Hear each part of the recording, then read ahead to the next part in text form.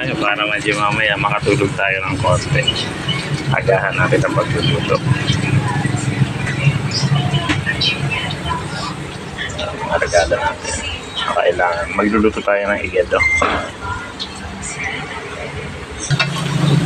Pwede natin yung patatas. At stir fry din natin yung ating bell pepper.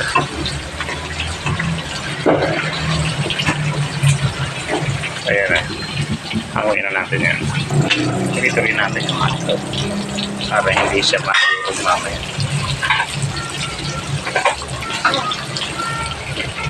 At okay na mga ka-Oragon. So, simulan na natin ang pagigisa. Ayan na. Nilagay ko na yung sibuyas at bawang natin. At ilagay na natin. Ayan na mga ka-Oragon. Hindi na mailagay kanina eh. Minarinig ko kasi sa kanina pa. Ayan na mga ka-Oragon. Para mas malasa.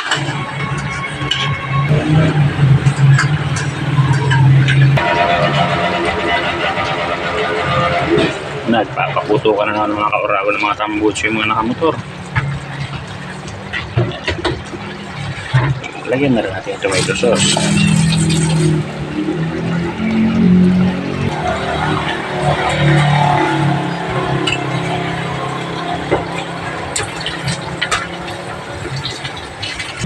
Ilagay na rin natin yung atay.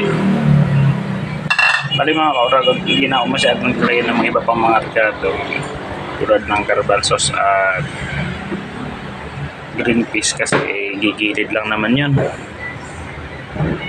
Ilagyan na rin natin yung patatas, carrot. Ilagyan na rin natin mga ka-Oragon yung bell pepper pati yung hotdog.